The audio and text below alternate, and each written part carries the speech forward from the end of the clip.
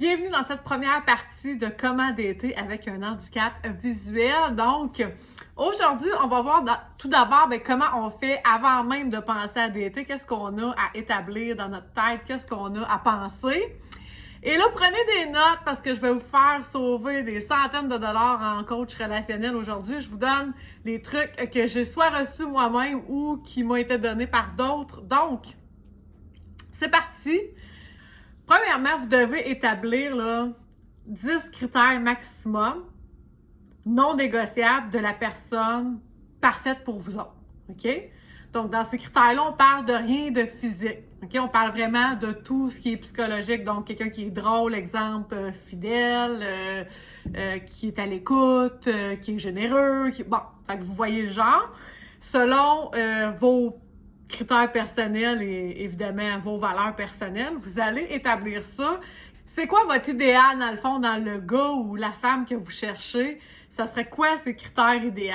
OK? Vous en nommez 10 maximum, parce que passer ça, ben là, il n'y a pas personne de parfait, hein? Fait que, on y va avec 10 maximum. Non négociable, ça veut dire que moi, je passe pas à côté de ça. Il faut vraiment que cette personne-là, elle remplisse ces mandats-là, parce que c'est super important pour vous. Ensuite, vous allez vous poser la question, est-ce que moi, je suis cet amoureux ou cette amoureuse-là que j'aimerais avoir? OK? Parce que, mon Dieu, des fois, les gens, ils veulent avoir bien des affaires que eux autres répondent même pas. OK? Puis ça arrive plus souvent qu'on pense. Donc, si vous n'êtes même pas capable d'atteindre vos propres critères, c'est un peu bizarre, vous comprenez? Je donne des exemples, là. Si vous voulez pas un fumeur, mais que vous fumez, c'est bizarre, vous comprenez? Ça veut dire, à un moment donné, tu peux pas espérer quelque chose de bien d'une autre personne que toi-même, tu ne fais pas. OK? Si vous êtes infidèle, vous pouvez pas souhaiter quelqu'un de fidèle. Donc, est-ce que vous répondez justement à ces critères-là? Ça se peut que la réponse soit oui, mais c'est possible aussi que la réponse soit non. Si c'est le cas, ben vous devez vous demander qu'est-ce que vous devez faire, qu'est-ce que vous avez à rectifier, c'est ça, dans vos valeurs, dans votre façon de faire, dans votre façon d'être, pour atteindre ces critères-là qui, pour vous autres, vous paraissent importants. Puis ça a l'air non, mais c'est une grosse job parce que c'est une job d'introspection, puis il y en a beaucoup qui sont pas capables de le faire. Il y en a beaucoup qui s'imaginent que c'est des amoureux ou des amoureuses parfaites, puis ils sont pas capables de se regarder dans le miroir puis de dire « Eh boy, non, tu sais, je fais telle affaire là, pas correct, puis il faudrait que je m'y mette, tu sais, pour remédier à ça. » Tu sais, ou combien de fois qu'on voit des gens, puis là, je veux pas généraliser, mais tu sais, des personnes qui ont une certaine apparence, pas de gym, mais qui voudraient la personne parfaite, avec eux autres, là, que ce soit une fille ou un gars. T'sais, à un moment donné, c'est ça, il faut juste y aller avec la logique aussi, là. Fait que si vous autres même, vous répondez pas à ces critères-là, tu sais, si... Puis là, je vais y aller dans le cliché, là, mais mettons que vous êtes une femme, puis vous voulez un gars qui fait de l'argent, mais que vous en faites pas tant. Pourquoi vous voulez un gars qui fait de l'argent? Tu comprends? Est-ce que le but, c'est de se faire vivre, ou est-ce que c'est juste pour accoter votre mode de vie? Tu sais, si vous en faites, c'est une chose. Ben, puis vous dites, ben c'est ça, moi j'ai pas le goût de payer pour un autre gars, puis c'est bien correct. Tu sais, j'aimerais quelqu'un qui est capable de me suivre dans mes activités avec le salaire que j'ai. C'est tout à fait correct, ça aussi, je comprends. Ça, pour moi, ça fait du sens. Tu sais, la femme, elle a un bon emploi, elle est indépendante financièrement, tout ça, donc elle va s'attendre à ce que l'homme fasse autant d'argent qu'elle, ou en tout cas, que ce soit dans les mêmes eaux.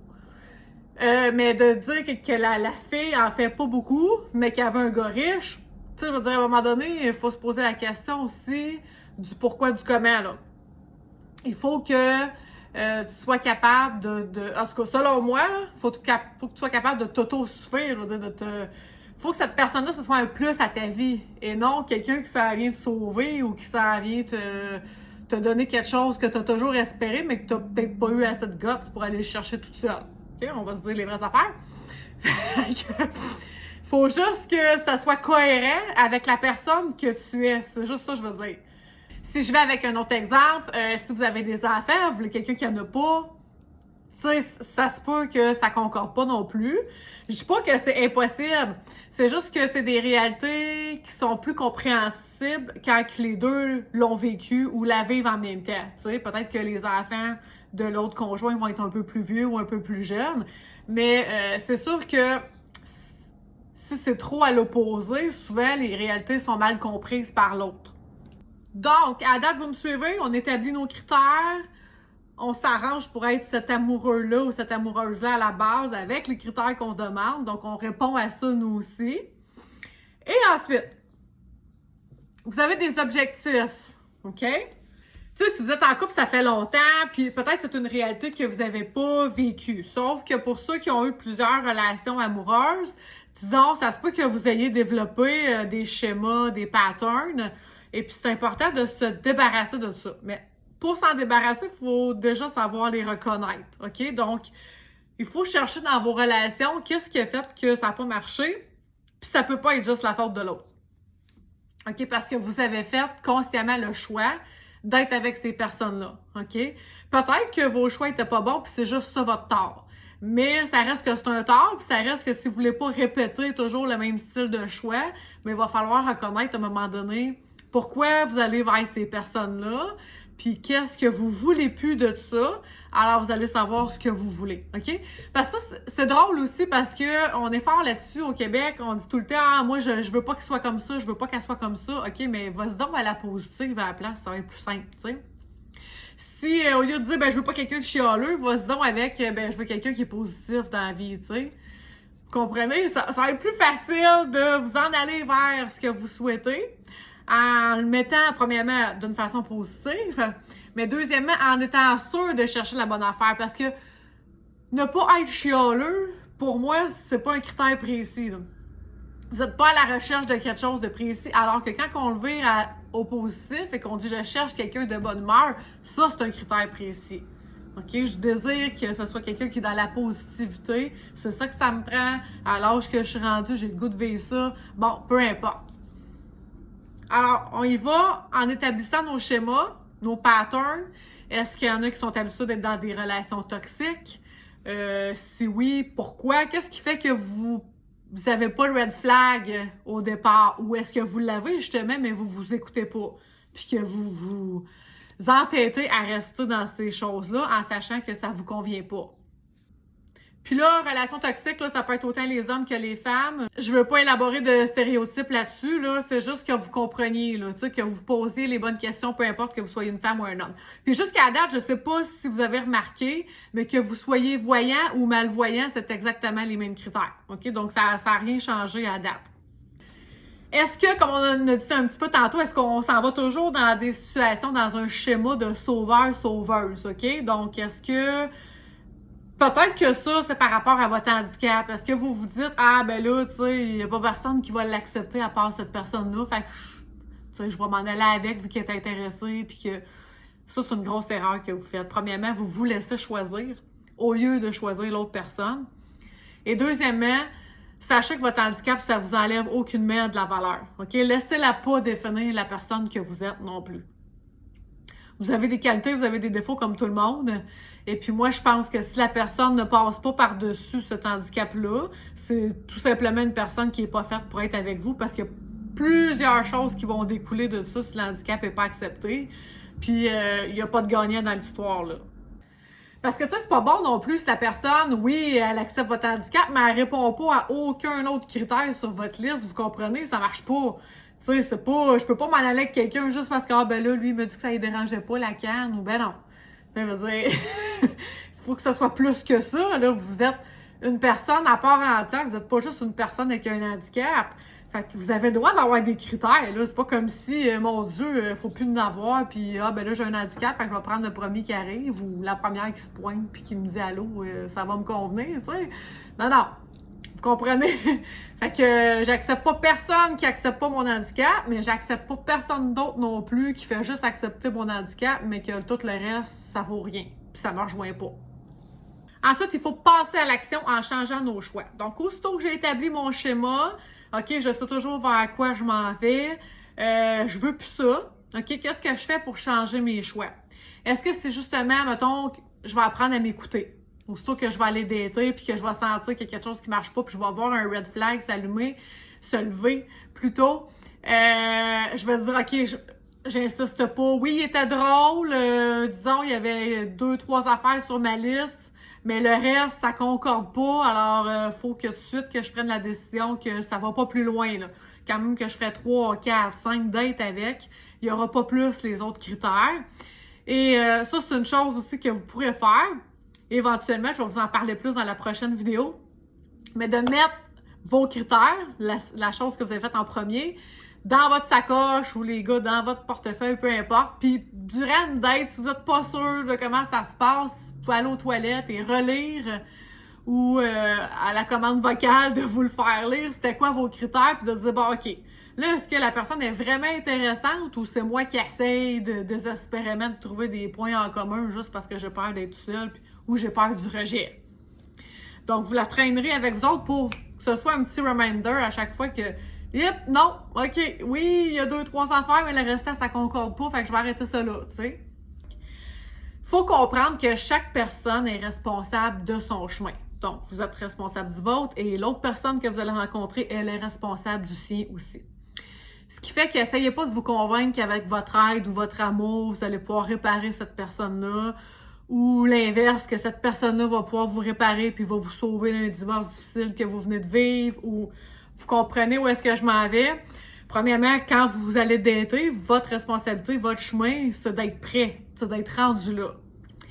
Et ensuite, c'est de pouvoir établir vos limites. Si vous rencontrez une personne qui, justement, vous sentez qu'elle n'est pas prête ou vous n'alignez pas vers la bonne chose, alors on pose nos limites tout de suite en disant « Oh, on arrête ça là, c'est pas grave ».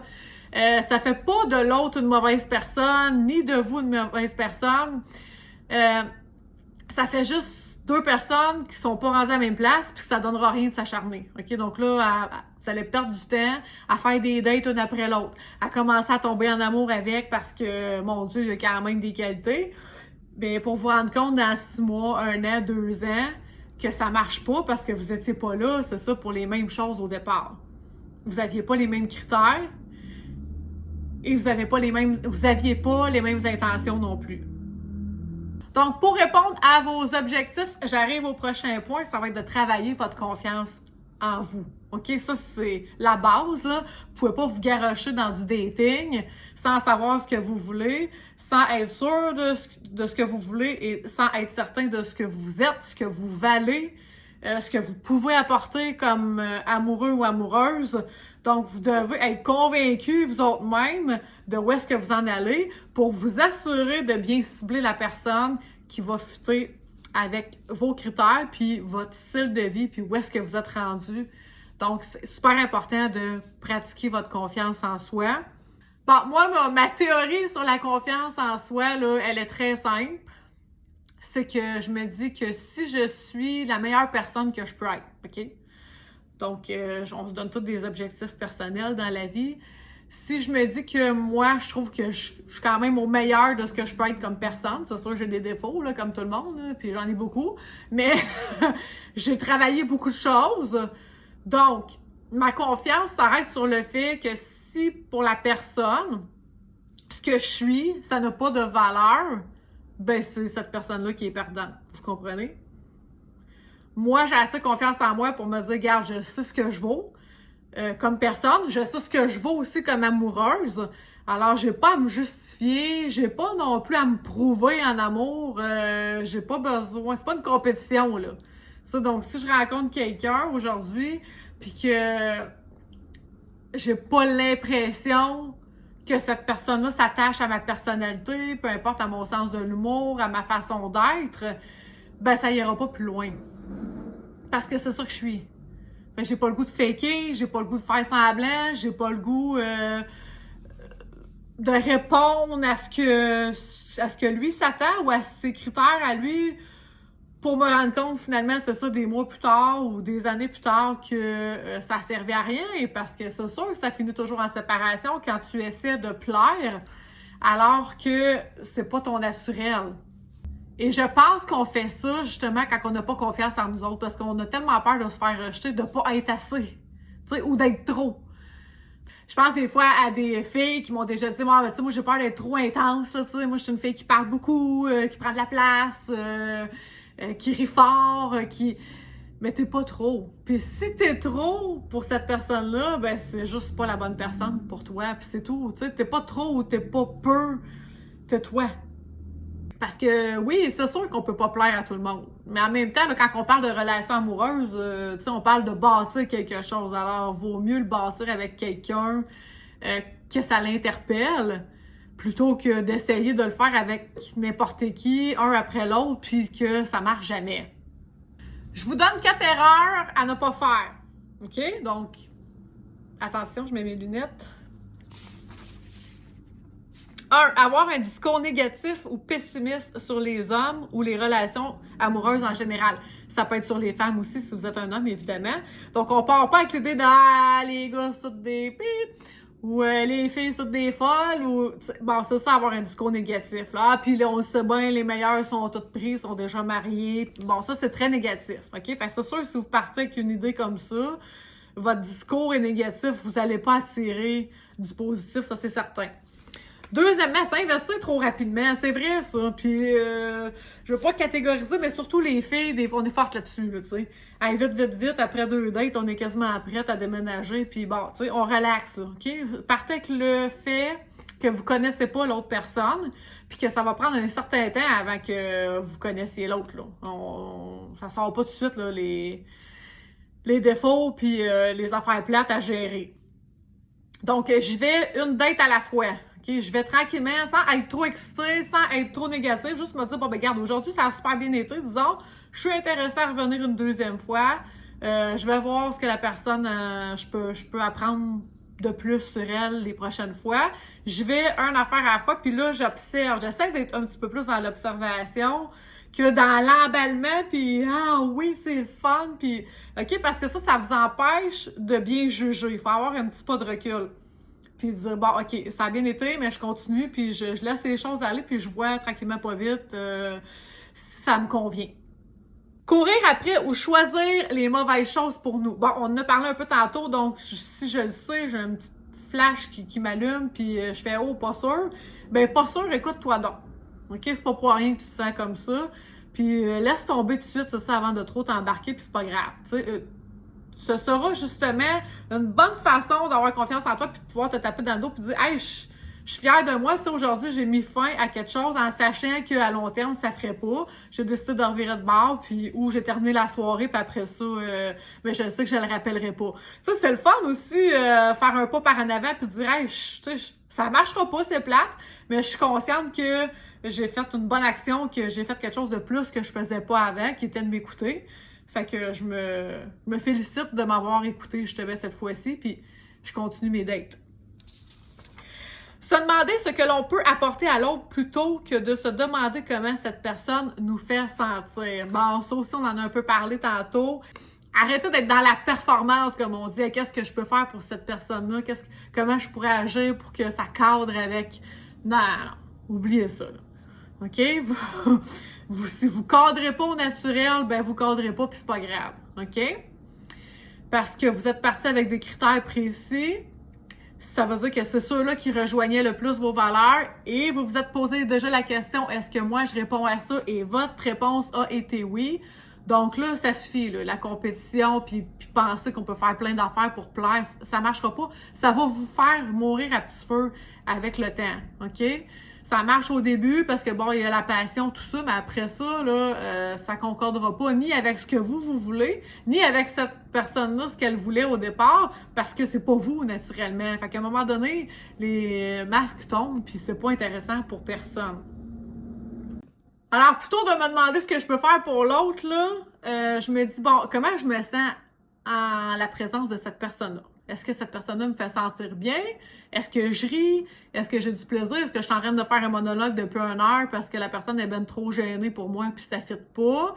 Est-ce que c'est ça? J'essaie de me demander, est-ce que je me revois faire une date? Donc, vous allez commencer par ça, okay, qui est déjà beaucoup d'informations et beaucoup de travail à faire sur vous autres-mêmes et beaucoup de questions à vous poser. Et ensuite, la semaine prochaine, je vais vous envoyer une autre vidéo. Un coup que vous êtes prêts, que vous avez tout établi ça, vous dites, OK, moi, je suis prêt ou je suis prête à dater. Comment on fait ça quand on a un handicap visuel? Est-ce que ça change les affaires ou ça change pas? Comment on peut se préparer à la date? On va voir ça la semaine prochaine.